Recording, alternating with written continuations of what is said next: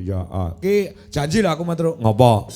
Nduk niken kon nyuwara utawa kon nembang sing klasik. Aja dikira niken Salindri iki isone ngur lagu Lestari, lagu Pujaningsih, lagu Ayang-ayang. Heeh. Ning aku wis methuki dhewe wis cilik bahwasannya iki klasike ya luar biasa. Oh, ngono. Heeh. Kula ditampilke. Wah iya, ditampilke kon nembang klasik sik. Heeh. Karo lenggah sik. Ya, heeh, ya. Nduk Ken. Wis ngantuk urung, Nduk? Dereng. Dereng nggih. Mripatmu ya puwadang kok. Padahal niki mau kula tas mimi obat watuk lho, Pak. Apa ya? Biasanya kan kalau minum obat batuk itu kan efeknya ngantuk itu kan Berat ya nanti. Heeh, ning nyatane mripatmu jek putih. Enek ireng-irenge barang.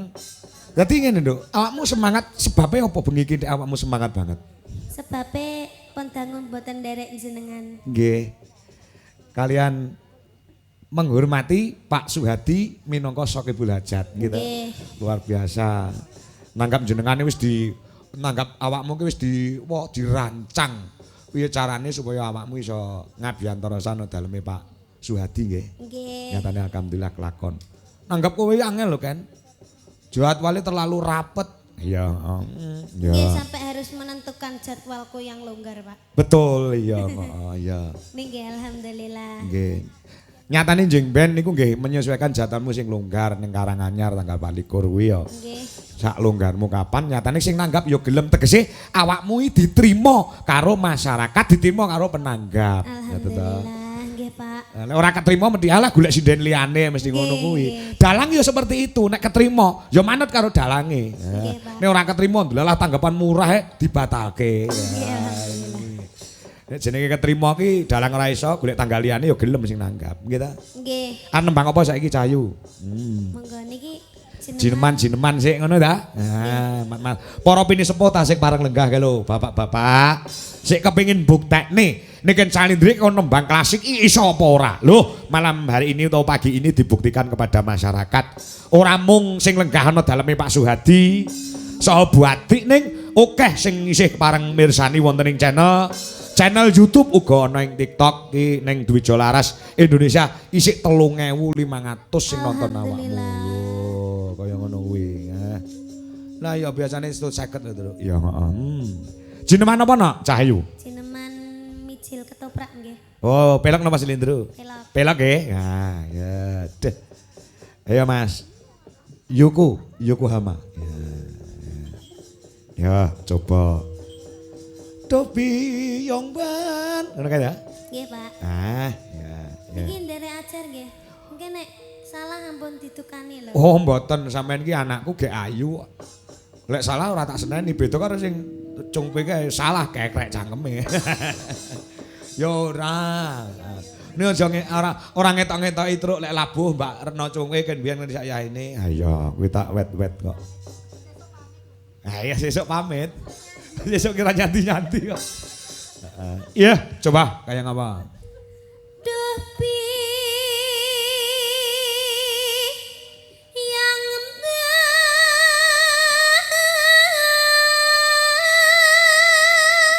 Kakung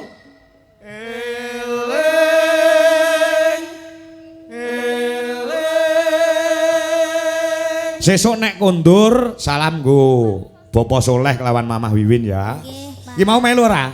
Mboten. Oh, mboten. Nggih. Jaga adik. Jaga adik. Nggih. Ya.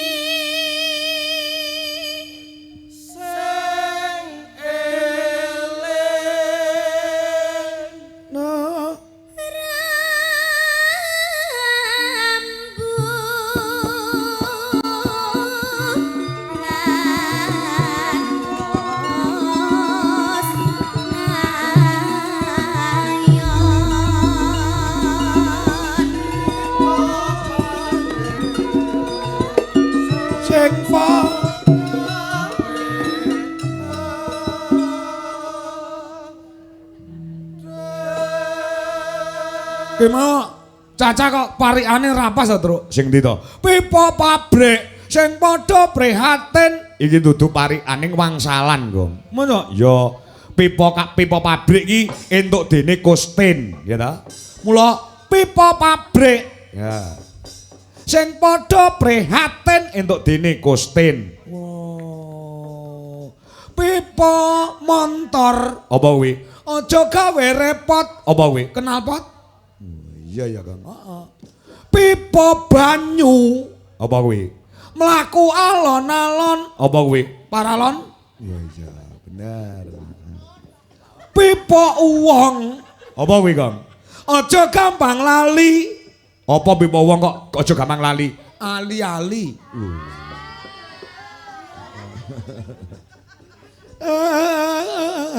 Ya.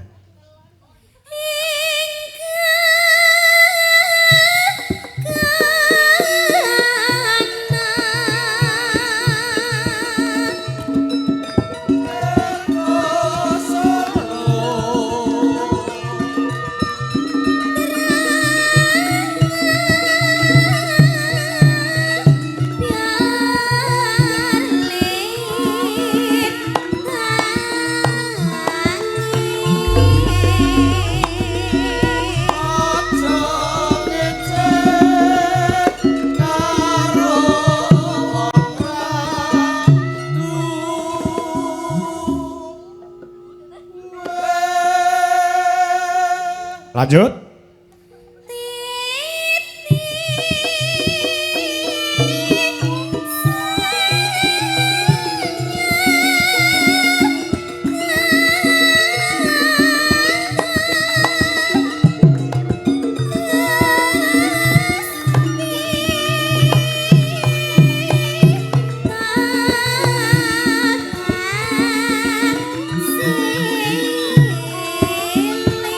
Ya.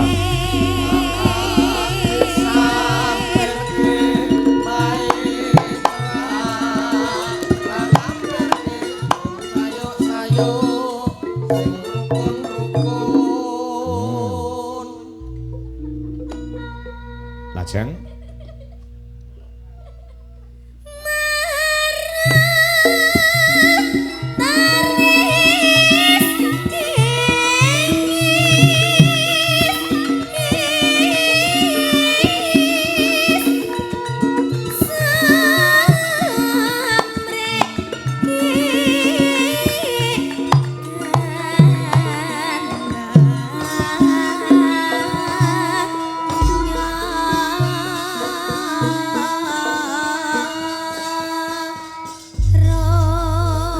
Kanca-kanca Dwijo Laras, tepuk tangan buat anak wedok Niken Salindri. Ya. Luar biasa loh, klasik barang ya dipangan. Loh, piye to? Lagu iki lagi digawe, karo Niken wis dipangan. Oh iya. Jare bar nyiptakne lagu anyar Nduk kan? Oh iya. Nggih. Lagu apa? Bunga, Pak. Bunga. Oh iya. Bunga. Ya, kuwi duet apa nyanyi jen Nduk? Ya, Mbak, Pak. Ya, Mbak. Nah. Itu Ya, so, saged didamel langgamu. saged. Nggih. Jajal aku tak pengen krungu ya. Jajal karyamu tak pengen krungu aku. Isin kula Pak welek. Lah, karya ki ora apik Oh elek. niku diupload mawon kula isin kok.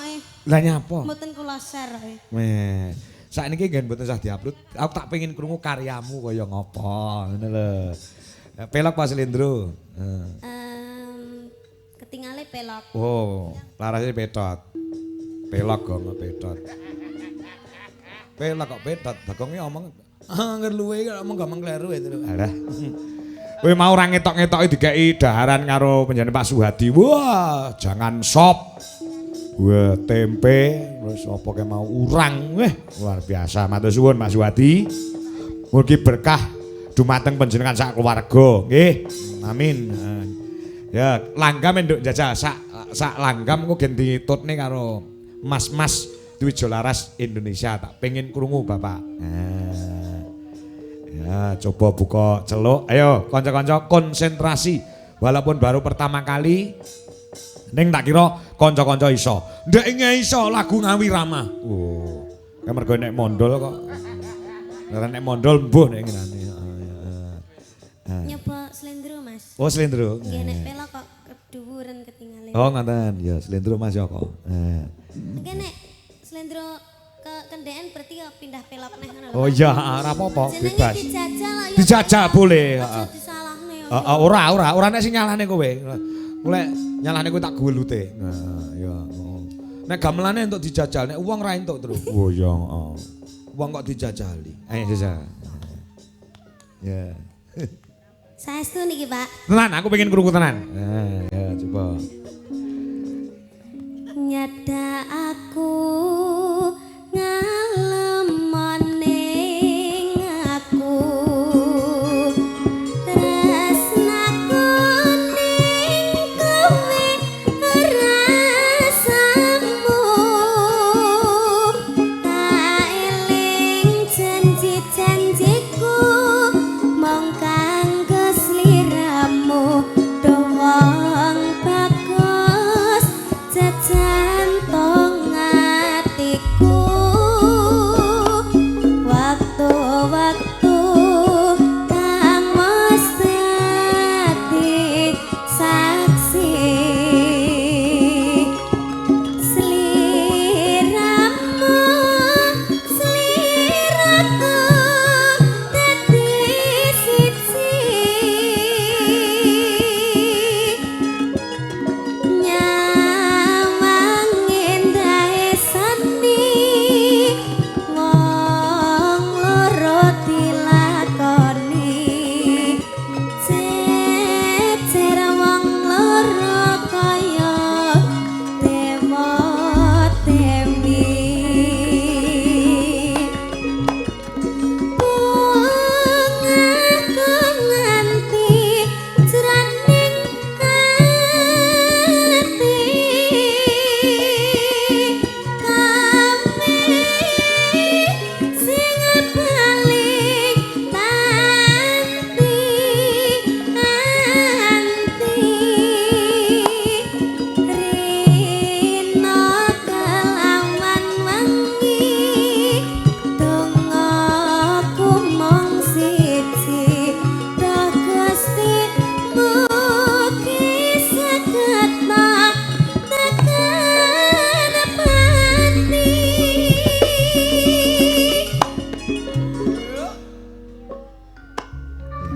Piye, Mas Dujo laras nabi lagi pisan lho. Wis pas urung? Dereng. Dereng to. Wis susu lek pas, Nduk. Wis susu lek pas. Cacah lek pertama pancen rada ngawur-ngawur piye ngono dadi. Lek susu lek ping pindho ping telu lek pas karepe dhewe. Nah, iki nggone. Tapi niki pun radi menyatu loh. Menyatu lah nggih. Nggih. Heeh. Sudah bisa mengikuti. Ada chemistry ya? Iya. Iya. Ini lagunya juga itu ada chemistry-nya, Pak. Menceritakan tentang seorang seniman dengan seniman terus melakukan Saya tahu seniman karo seniwati ngono to. nggih. Heeh, seniman karo seniman lanang ku lanang no. Maksudnya seniman karo seniwati. Nggih. Heeh. Seniman kali seniwati. Heeh. Mungkin terus pacaran terus menyaksikan keindahannya seni berdua. Oh gitu. Kuwi sapa? Aktore sapa kuwi? Aktore sapa aktore? Aktore rahasia, Pak. Oh rahasia. Iki jane lagu wis kebiyen apa? Lagi metu iki. Kok ora ditok-tokne kan ben nyapa? Lah sempet Sempet lulu.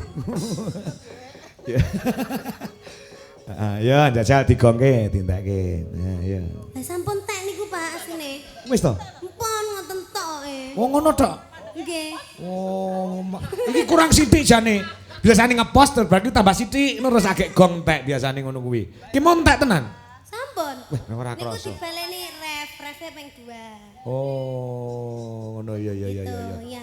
Tak kira ki mesti gantung ya terus. Heeh, iya. Benjing anu ya kanca-kanca latihan lagu bunga nggih Pak. Siap.